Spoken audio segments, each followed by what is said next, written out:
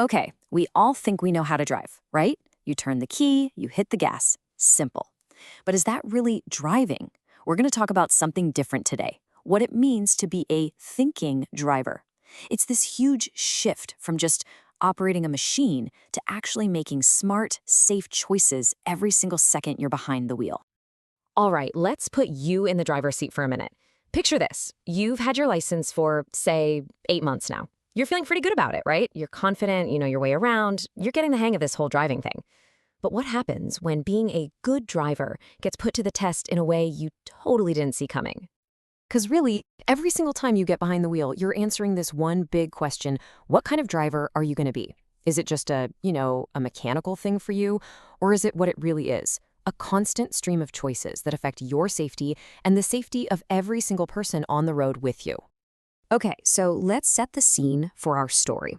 And this one starts like a lot of really stressful drives do, before you've even put the car in gear. So, you've just had a big argument with someone. Your mind is just racing, you're angry, you're frustrated, and to top it all off, you are running late for an appointment. You can feel that pressure just building up, right? And let me tell you, that combo, being upset and being in a hurry, is a seriously dangerous cocktail when you're driving. All right, so you're in the car, you're stressed out, but before we see what happens next, let's hit pause for a second. To figure out how to handle a situation like this, we need to get a really clear idea of what we mean by a thinking driver. And here it is, the core idea. A thinking driver isn't just reacting to what's happening around them. Nope, they are proactively putting safety first always. It's not about how fast you can go or how slick you are at parking. It's all about the choices you make moment by moment to keep yourself and everybody else on the road safe.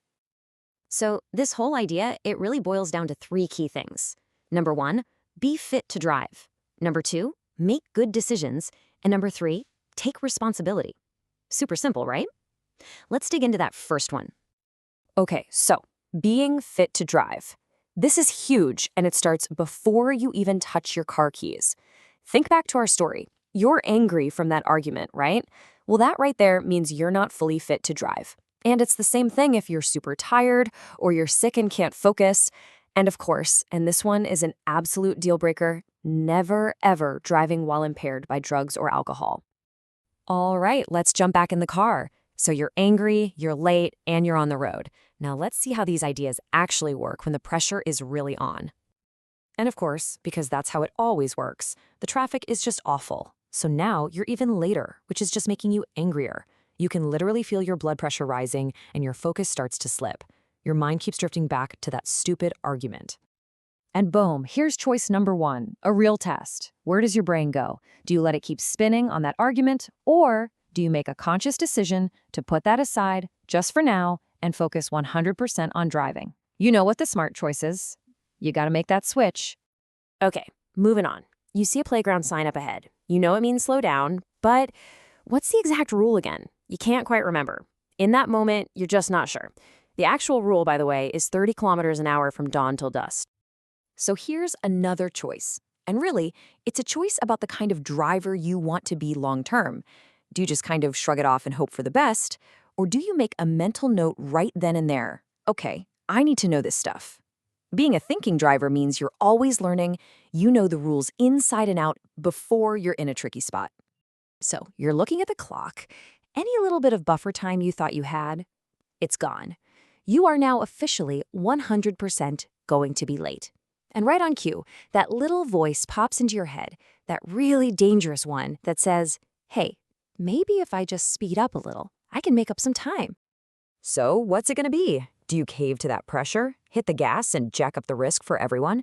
Or do you just accept it? Yep, I'm going to be late, stick to the speed limit, and promise yourself you'll plan better next time. The thinking driver always plays the long game. But let's imagine you made the wrong call. You sped up, now you're flying towards an intersection, and bam, the light turns yellow. Because you're going too fast, your reaction time is shot. Suddenly, that simple stop or go decision becomes this huge, high-stakes gamble. And it's a direct result of that one bad choice you made a minute ago. And the pressure just keeps piling on. Now you're at a tricky intersection, trying to make a left turn. There's no green arrow, just a steady stream of oncoming traffic.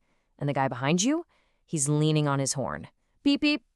Now his stress is becoming your stress. So what do? Do you gun it and make a risky turn just to get that guy off your back, even if your gut is screaming, this isn't safe? Or do you trust your own judgment, take a deep breath, and wait for a gap that you know is safe? A thinking driver ignores the horn. They think for themselves and put safety first. Period. Okay, let's shift gears a little and talk about that third point, responsibility. Because being a thinking driver isn't just about you and your little bubble. It's so much bigger than that.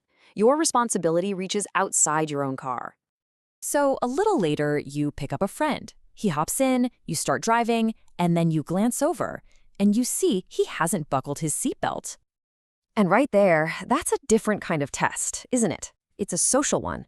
Do you just stay quiet because you don't want to make it awkward, or do you speak up and ask him to buckle up? You've got to remember, when you're the driver, you are responsible for the safety of everyone in your car. And this isn't a small thing. That choice matters. Big time. Get this. Police data shows that 1 in every 4 people killed in a car crash wasn't wearing a seatbelt. 1 in 4. So asking your friend to buckle up, it's not you being annoying. It's a simple 2-second thing that could literally save their life. Okay, you're almost there. Final leg of the trip. Up ahead, you see a skateboarder on the sidewalk getting close to a crosswalk. Now, you know how unpredictable they can be. Are they going to cross? Are they going to swerve into the street? The thinking driver doesn't just wait and see what happens. The right move is to anticipate. Slow down. Be ready for anything. And you know what? All of this brings us right back to the beginning. Every single one of these moments we just walked through, managing your anger, dealing with pressure, looking out for your friend, it all comes down to one thing. Driving isn't passive. It's an active, non-stop series of decisions. So I want to leave you with this one question. The very next time you get in your car, before you even start it, just take a second and ask yourself, who's in control right now? Is it my emotions, my anger, the stress of being late? Or is it my thinking mind, deliberately making the choices that are going to keep me and everyone else safe?